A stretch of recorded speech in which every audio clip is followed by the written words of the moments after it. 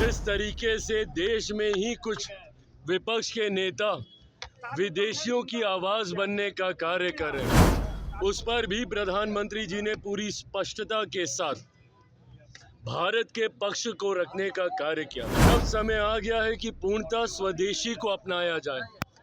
Vocal for local होने की ज़रूरत है। ऑपरेशन सिंदूर संभव ही तभी हुआ जब हम लोग उस क्षेत्र में आत्मनिर्भर हुए।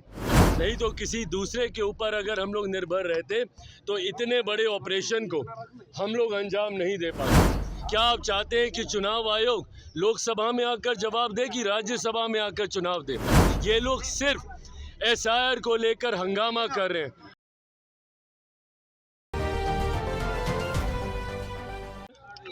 और मैं जानता हूँ मिठाई से ज़्यादा प्रश्नों में आपको अभी दिलचस्पी होगी, और मैं चाहूँगा कि इसके बाद आप सब लोग मिठाई ज़रूर लें। लीजिए, यहीं पे है आप सबके लिए।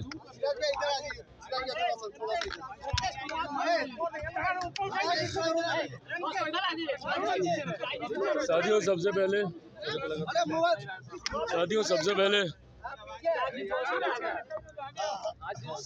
पहले स्वतंत्रता दिवस की सभी देशवासियों को ढेर सारी बधाई, ढेर सारी शुभकामनाएं। आज जिस तरीके से स्वतंत्रता दिवस पर मेरे प्रधानमंत्री आदरणीय नरेंद्र मोदी जी ने लाल किले की प्राचीर से जिस आत्मविश्वास से भरा हुआ संबोधन देश की जनता के समक्ष प्रस्तुत करने का उन्होंने कार्य किया, यकीनन उनके इस संबोधन ने हर एक देशवासी में एक नई ऊर्जा का संचालन किया। आज प्रधानमंत्री जी के संबोधन में जितने भी ज्वलंत विषय हर एक के ऊपर उन्होंने विस्तृत तौर में भारत के पक्ष को रखने का कार्य किया। भले वो ऑपरेशन सिंदूर को लेकर हो या जिस तरीके से विदेश नीति को लेकर, टैरिफ को लेकर, जिस तरीके से देश में ही कुछ विपक्ष के नेता विदेशियों की आवाज़ बनने का कार्य कर रहे हैं, उस पर भी प्रधानमंत्री जी ने पूरी स्पष्टता के साथ भारत के पक्ष को रखने का कार्य किया। उनका ये आह्वान कि अब समय आ गया है कि पूर्णतः स्वदेशी को अपनाया जाए। वोकल फॉर लोकल होने की ज़रूरत है। आने वाले दिनों में जब हम लोग विकसित भारत की कल्पना करते हैं, उसकी नींव आत्मनिर्भरता से शुरू होगी। हर क्षेत्र में भारत को आत्मनिर्भर होना होगा। उदाहरण देकर उन्होंने बताया कि ऑपरेशन सिंदूर संभव ही तभी हुआ जब हम लोग उस क्षेत्र में आत्मनिर्भर हुए। नहीं तो किसी दूसरे के ऊपर अगर हम लोग निर्भर रहते तो इतने बड़े ऑपरेशन को हम लोग अंजाम नहीं दे पाते। आज प्रधानमंत्री जी का संबोधन एक विकसित भारत के नींव की ओर भारत को मजबूती देने वाला संबोधन था, जो कि पूरे आत्मविश्वास और ऊर्जा से भरा हुआ। मैं ये मानता हूँ कि आने वाले दिनों में भारत न सिर्फ अर्थव्यवस्था की दृष्टि से, क्योंकि कई विपक्ष के नेता हैं जो विदेश की आवाज़ बनकर भारत की अर्थव्यवस्था को एक डेड इकोनॉमी बताने का कार्य कर रहे हैं। सोचिए, एक ऐसा देश जो कि दुनिया की चौथी सबसे बड़ी अर्थव्यवस्था है, तीसरी सबसे बड़ी अर्थव्यवस्था बनने की दहलीज पर है, उसको अपने ही विपक्ष के लोग, अपने ही देश के लोग विदेशियों की आवाज़ बनकर डेड इकोनॉमी जब बताने का कार्य करते हैं, उनको भी आज प्रधानमंत्री जी ने लाल किले की प्राचीर से मुंह तोड़ जवाब देने का कार्य किया। मैं ये मानता हूँ कि आने वाले दिनों में इस अमृत काल में जब हम लोग विकसित भारत के लक्ष्य की ओर हम लोग अग्रसर हो रहे हैं, उसमें आज प्रधानमंत्री जी के दिए हुए मंत्र, जिसमें उन्होंने कई खूबसूरत घोषणाओं का जिक्र किया। GST को लेकर एक बड़ी आबादी है जो चिंतित रहती है। GST का भी रिव्यू होगा, ये खुशखबरी भी उन्होंने दी। उन युवाओं को जो पहली बार रोजगार में जा रहे हैं, उनको कैसे व्यवस्था के साथ जोड़कर 15-15 हज़ार रुपये का लाभ जो पहली बार नौकरी कर रहे हैं उनको दिया जाएगा। इन तमाम विषयों का जिक्र प्रधानमंत्री जी ने लाल किले की प्राचीर से दिया। मैं प्रधानमंत्री जी के संबोधन का स्वागत करते हुए अपनी तरफ से, अपनी पार्टी की तरफ से एक बार फिर से तमाम देशवासियों को स्वतंत्रता की दिवस की ढेर सारी बधाई देता हूं। आज के दिन ज़रूरी है उनके बलिदान को भी याद रखना, जिन्होंने आज़ादी की लड़ाई में अपना सर्वोच्च निछावर करने का काम किया। उन शहीदों को, उन बलिदानियों को, जिन्होंने देश को आज़ादी दिलाने के लिए अपना घर परिवार सब भूलकर उन्होंने अपना सर्वोच्च हमारे देश के लिए समर्पित करने का काम किया। आज मैं उन शहीदों को नमन करता हूं, उनके परिवार वालों को भी मैं याद करता हूं और एक बार फिर से देशवासियों को स्वतंत्रता दिवस की बधाई अपनी तरफ से, अपनी पार्टी लोक जनशक्ति पार्टी रामविलास की तरफ से देता हूं।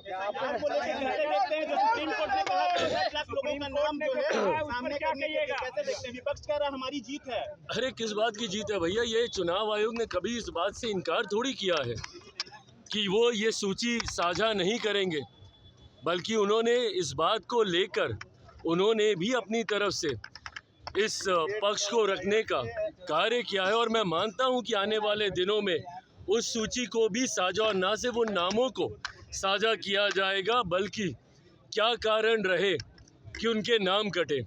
कई कारण हैं, या तो किसी की मृत्यु हो गई इस कारण से नाम कटा, या किसी व्यक्ति का पलायन हो गया और वो दूसरे राज्य का जाके वोटर बन गया इस कारण से नाम कटा होगा, या जो डुप्लीकेसी हम लोग देख रहे हैं कि एक ही वोटर का नाम दो दो जगह पर है, उन नामों में कटौती की गई होगी।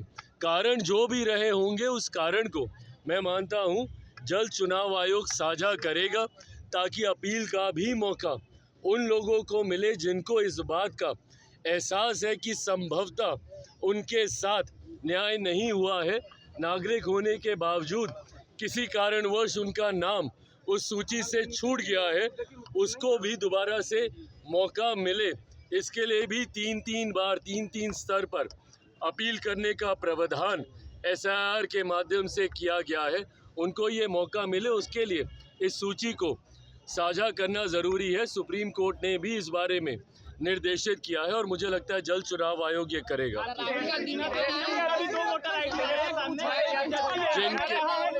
जिनके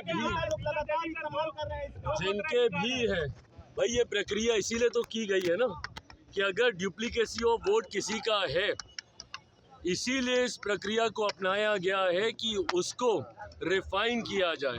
पर ऐसे में जब इस प्रक्रिया पे भी विपक्ष सवाल उठाता है और जिस तरीके से भारत की संसद को विपक्ष चलने नहीं देता, ये अपने में चिंता का विषय है।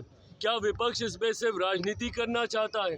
क्या विपक्ष ये नहीं जानता कि ये एक स्वतंत्र संवैधानिक संस्था से जुड़ा हुआ विषय है? इसमें भारत सरकार का क्या लेना? आज आप भारत की संसद को नहीं चलने दे रहे।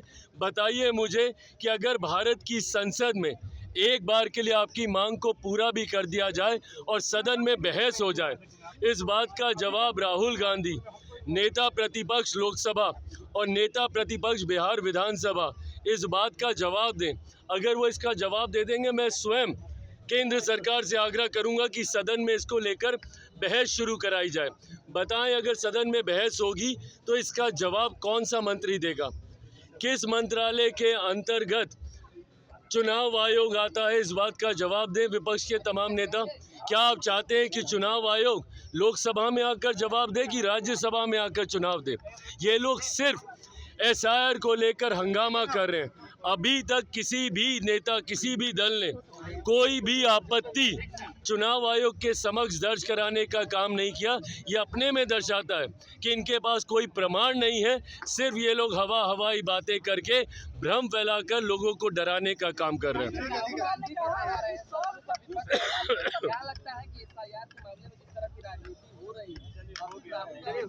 विपक्ष के नेता के तौर पर राहुल जी की एक गंभीर भूमिका है। ऐसे में अपनी भूमिका को की जिम्मेदारी उनको समझनी चाहिए। लोगों को भ्रमित करने की बजाय, लोगों को डराने की बजाय विपक्ष को लोगों के बीच एक सकारात्मक संदेश देना चाहिए, जो भी प्रक्रिया लोगों के हित में अपनाई जा रही है। उदाहरण के तौर पर CA नागरिकता देने वाले कानून को नागरिकता छीनने वाला कानून बताकर देश भर में आगजनी का माहौल इन लोगों ने बनाने का काम किया। पूछिए विपक्ष से कि सीए की वजह से किस मुसलमान की नागरिकता छीन ली गई। लोकसभा चुनाव में कहते रह गए ये लोग कि तीसरी बार मोदी सरकार आएगी तो आरक्षण छीन लिया जाएगा, संविधान की हत्या हो जाएगी, आपका क्या कहते हैं लोकतंत्र की हत्या हो जाएगी। बताइए मुझे किसका आरक्षण छीना गया, कहाँ का संविधान, कहाँ के लोकतंत्र की हत्या कर दी गई।